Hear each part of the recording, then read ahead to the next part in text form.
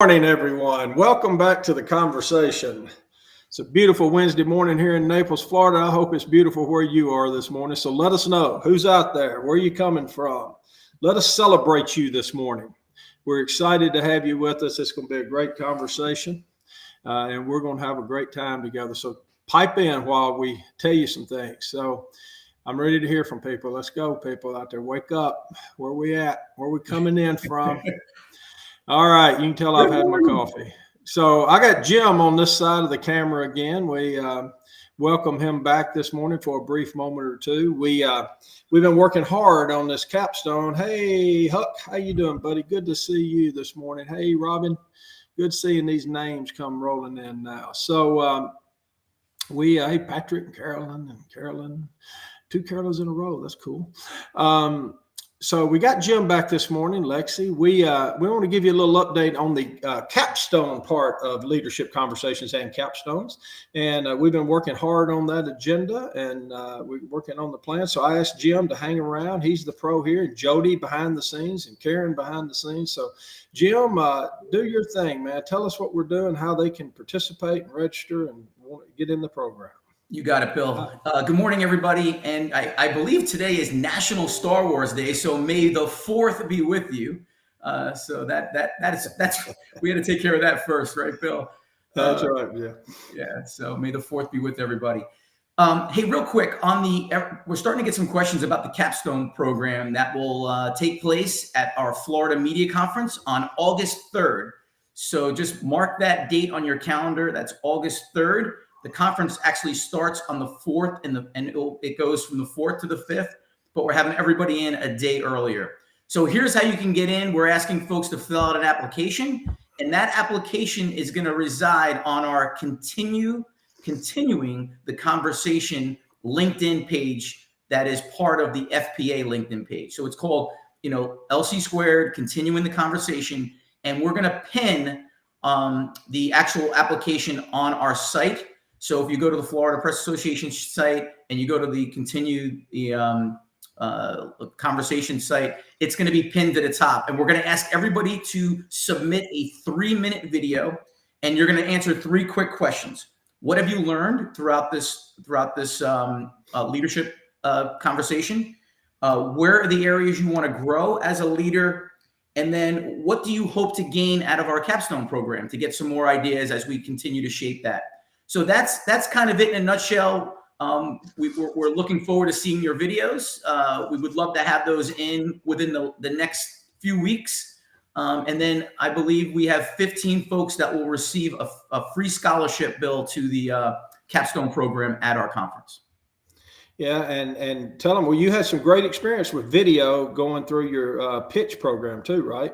Yeah, we tried this out with a recent Elevate Your Pitch competition where students submitted a quick video of themselves, pitching themselves to us. And we're actually going to ask you guys to do the same thing. Why me? Why should I be a part of this leadership capstone program? We would love to have you, but we'd love to also see you, and we'd love to, view your video within the next few weeks. So we'll also in the chat, we'll put the link to the page so you can go directly there too. How's that sound? Okay, that sounds great, Jim. Thank you, sir. We appreciate you, buddy. Bye-bye. Back to my good mornings, and I'm really glad we're doing that video piece because using video skills today is just it's got to be like talking, and that many people today coming up into the business world really have video skill capabilities. They're comfortable in front of their iPhone. We used to say camera, but they're comfortable in front of the iPhone. And these are great skills to develop as you're creating your story to get into this capstone project. So I look forward to seeing those videos as well. We're going to have a blast while we're in Ponte Vedra on the 3rd. Back to some good mornings, Nicole. Good morning, Rebecca, Jill, Robin. Go Vols. I could not agree more. And back to you, Bill, Kate, Kat, good, Carrie, Mark. Beretta, and a LinkedIn user. That's probably Jeff. Good morning, Lori. And there's your Capstone information there at the top of the chat. So enjoy that. And this will be great. There's some more information. I'm sure that's coming from Jody. So let's jump in this morning. You know, we talked about we're not going to let the creep in, right? Nobody wants a creep in the house. And so we're going to keep mission creep out of our focus. That's what we're going to talk about today. We're going to talk about mission creep a little bit, but that gets into a technical aspect of leadership and running an organization. But we're going to talk about creep in general too, because we've had a lot of conversation around being disciplined, having organization as part of your day, being put self-care very high on the list. All of these things are impacted by creep. Impacted by distraction and things that may not be of the same value to earn your time as other things could be. So we want to really jump in and analyze that. Remember, we've talked about money's one thing, you can make more of that, but time is not something you can get back. So how you leverage your time, how you choose what you choose to do with that time is going to greatly impact your personal life and your professional life. So we want to talk about that this morning. So let's jump in. This is something that I have thought about and continue to think about very often. And creep, I think, is a good term because it really does. It is, hey, Lori, good morning to you. It is somewhat of a jerk, right? It really, how many days have you gone by and you look back and you said, wow, I didn't get half done what I thought I would, because it robs us of so much, right? And on so many levels. The basic idea here is it's just a gradual broadening, right? A gradual broadening of your intent, gradual broadening of your objectives, and how that ties in to your mission and what you're intending to do. You know, we blend mission and vision a lot, but in reality, it's we set out with an intent. We have a plan. We want to work that plan. We have a strategy tied to some research and other things we've done, or things that are important to us, our value set that we've decided these are things we want to do with our life. And then we let these other things rob us of the opportunity to maximize and really get the maximum out of that. So the intent of today, really concerning this creep concept, is not letting it into our lives or our business, right? Our purpose is to significantly improve your productivity today, your focus on things that you care deeply about. Now, why are we going to do that? We want to really improve your outcomes of the return on that effort, ROE, you know, personal ROE, your output, right? The productivity, what you're able to accomplish. And ultimately, what I really care about with this today is your joy and your satisfaction. I want you to get the practice around you that you can look back every day and have a great amount of joy in the accomplishments that you achieved that day and the way you spent your time and energy. All right. It should help you devote more of your energy, therefore, and time on things that matter most to you and will impact you and ultimately your organization the most. Okay. So in this context, I would encourage you to practice your business acumen by developing a mission statement for yourself. I've done this. I continue to do this. And I want you to do something that somebody recommended me as I transitioned out of the media and I started my own firm. I want you to think about this today. Chat up how you think about this when I ask you this question. But consider this. You are the product. You sell a lot, you do a lot for others and organizations, but have you ever stopped and thought for a minute, at the end of the day, I am the product. I represent the organization when I go out. I represent the organization within my context of my team. How I behave, how I appear, how I take care of myself, the role model that I am is a big influence on the outcomes of all of those around me. So what I'm really selling ultimately is me, the product, and then my knowledge associated with adjacencies and other products and friends and relationships and all the things that go with that. So when somebody mentioned that to me, it really changed me in a way. It made me really think. This is not an arrogance or an ego thing. Don't misunderstand. But this is a true, and matter of fact, it's right the opposite. It's a humbling thing. It asks us to really assess ourselves, what's important to us, and develop a mission around what am I going to achieve, what am I going to put my efforts in, and what am I going to represent. right? So I'd ask you to ask yourself a few questions. What is your mission? So if you don't mind, throw some things in there. Right?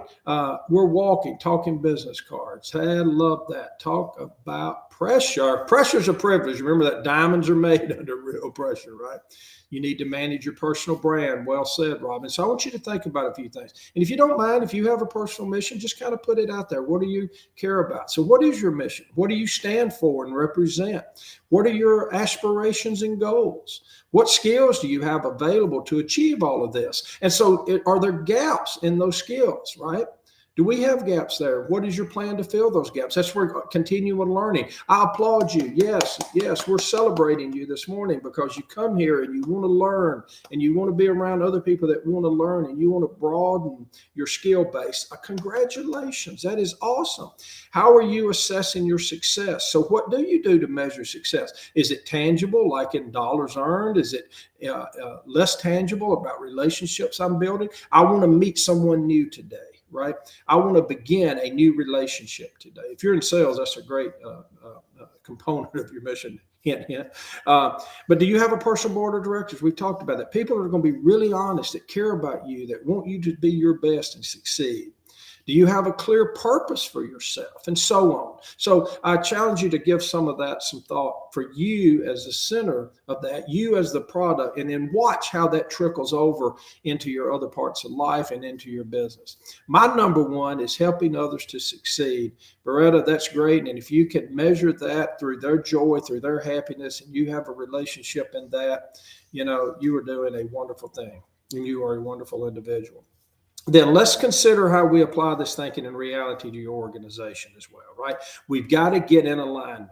This is where true joy comes from for me. It's when my personal mission and what I want to do in life aligns to the mission from my profession, the one that fulfills me, the one that allows me to sustain my family and do those other things.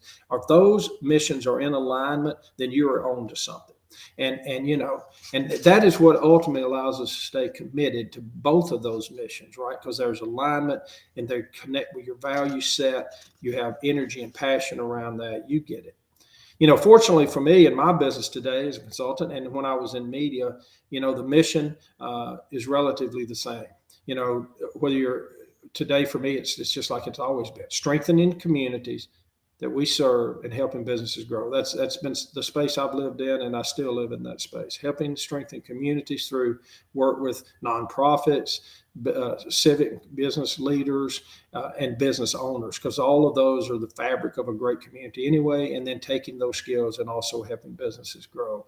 That just happens to be my passion as well. I think you know that, Em. You know me, you can see it. You probably see it flow out of me. I can't help myself. I greatly enjoy community work. And I really enjoy working with businesses and business leaders, So Carolyn said, continue to grow personally and professionally, help those in the community in which we have our two businesses, which includes consumers, but also other small business owners, by collaborating and working together. Bravo. Excellent. I know you have fun every day. So my personal mission centers around something that I thoroughly enjoy. So I've really never worked a day in my life. That's always been the big joke. If you do something you love, you never work a day in your life. I can really say that I am blessed to be able to do something that I really love, and I don't feel like it's work at all. Being with you is not work. This is a joy for me. This is rewarding. You, like I say, you encourage my heart just by being here. But it also allows me then the path to, at the same time, support my family and the passions that we all have.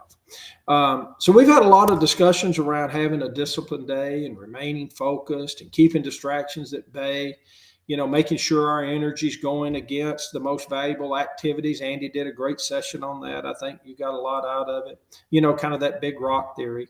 But, it's interesting to me when I think about it, as much of this thinking centers around productivity, but you got to remember, you can be highly productive doing something that you don't enjoy. That kind of dawned on me one day. I could be productive, but I could be productive doing something I don't necessarily enjoy. So how do you maintain the productivity and the skills that we're discussing and learning about, and carry that over and align that in your mission and for ourselves and ultimately our organization, so that, back to what I've said earlier, all of that stays and comes into alignment so that we realize the greatest impact possible from our efforts and the energy we put, and there we ultimately are rewarded through satisfaction of doing something that's meaningful to us, and then creates meaningful outcomes for our organization and our colleagues and our stakeholders. Isn't that exciting? So let's go a little deeper on this. So do you know your mission? So let's chat that up. We talked about your personal one. Now let's start moving toward the company, right? So you shared a little bit about what you do, your personal thoughts here. A couple of you have. I think a lot about this. I'm a dreamer. I'm a what if kind of guy. And ultimately, what we're talking about here, your mission should be, what is it you are ultimately working to achieve? What are you ultimately working to achieve? Now, let's talk about your organization a little bit so you can carry this back home and make them more money and advance yourself in your career. Every company and organization has a mission statement, right? So one of the things a lot of people get asked a lot of times, can you state yours? Is it too complex? Is it too long? Can it roll off your tongue? Does it fit into your elevator pitch, speech, and everything? Are you truly linked to the things that matter the most to the organization? Can you express that? Can you inspire that when you're talking to clients or other colleagues or even your family? So how effective, now this is a good thing to pop into chat, how effective would you say your company is at realizing the purpose and the promise of your mission? Your mission by intent, go back to what we said, what you ultimately are working to achieve. By intent, it should be a promise to a degree. We're going to put effort, investment, and energy behind these things, and this is going to be the outcome. So does your organization realize the promise of your mission? The outcomes it should represent. Are you achieving the goals that you set out to represent and to achieve? Activating it and staying on task. Or do you allow creep or distraction to get into your day? Let me ask you to chat this up for me. This has been something, the reason I'm talking about this today and I'm so passionate about this is something that I've struggled with much of my career, organizationally and personally, because when you are a dreamer and you're a seller and you have big ideas, man, you just keep going, squirrel, let's go over here, let's go there. Look at the opportunity. There's opportunity out there. Look at the horizon. Man, there's so much out there we could be doing. If you struggle with some of that too, chat it up, because I need that, right? Because I think there's got to be balance there. You can't be so focused on what you're setting out to do today that you lose sight of the possibility. Don't confuse mission creep particularly with strategic realignment or strategic decision making. Those things have to work in parallel. There are going to be times that you have to adjust your mission, but that doesn't mean that you hang on to everything it's always been, because if you do, you're going to rob yourself of resources, you're going to rob yourself of energy, and you're going to be mediocre. You've got to stay within the context of the resources you have available to you and your objectives that you're trying to achieve. They have to be good in alignment to the opportunity that the market really is. This is critical work, critical thinking, and I challenge you to make this a part of your discipline, right? And it should be values-based. And this is not something that should be changing all the time just for the sake of change. It should be core to what you do, right? And this often depends on how clearly your company and you and your leaders comprise that and state that, right? And can you maintain focus? So when it comes to work, your mission is your organization's stated aim. It's the target, right? It's the target you're shooting for. It's the goal you're trying to achieve. Under effective leadership, the mission is clearly defined and communicated. I've seen a lot of work on mission work, but I don't know that we always are great at communicating that. But when the target is moving out of focus all the time, it can be difficult to hit the mark, right? We often refer to this as mission creep. That's a very technical term, which is the gradual loss of focus or broadening of an organization's original objectives. Mission creep blurs the mission message, making it less clear and less defined, right? Complexity creeps in. This can be paralyzing. It can be, quite frankly, overwhelming. We also used to joke about the KISS message. Keep it easy. Keep it simple, stupid. The last word in that was stupid, right? It impedes the original purpose and often negatively affects overall results, right? So keeping the creep out of companies and organizations can be challenging when you're faced with this need. But remember, adopting this and new technologies and growth strategy are all complicated. But it is important to have that delicate balance between the need for adaptation, remember this, and the desire for growth, yet staying focused on the fundamental mission. So maintaining mission focus is challenging. However, it is necessary for success.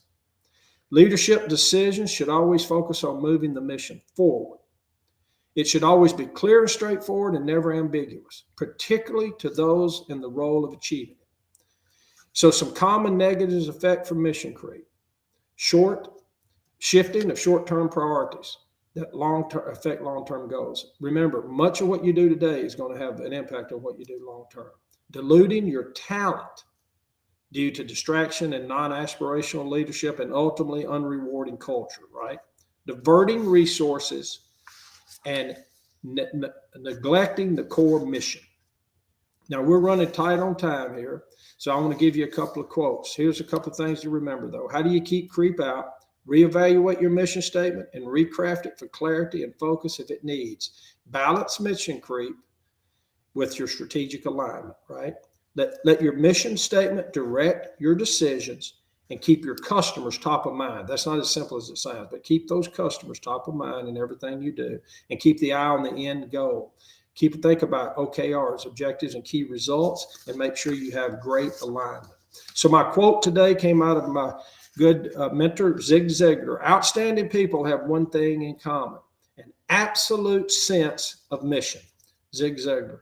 So my takeaway today is leaders understand the mission. They define it clearly. They move it forward. They keep their eye on the goal. They're undeterred by distractions and work harder in spite of any setbacks. They get up. They keep going. Leaders stay the course, and they keep striving to win. So this week, we're giving a book away. We're giving away Atomic Habits, and it's going to Caroline Verkus. And that is awesome. And I think you're new to the group that we've seen in the chat, so welcome. And you won a book for your time at coming here today, Carolyn, and we welcome you, and I think you'll love Atomic Habits. Sorry to go over for a minute. I try not to do that, but come back next week, and we're going to move to another important topic, leveraging synergies for success. Leveraging synergies for success, creating complementary relationships and collaborations. I think you will enjoy that. I hope you enjoyed this today. I hope you got a lot out of it. Thank you for your time. Thanks for being here. And until next week, what do we always say? Lead on, team. Take care. See you next week.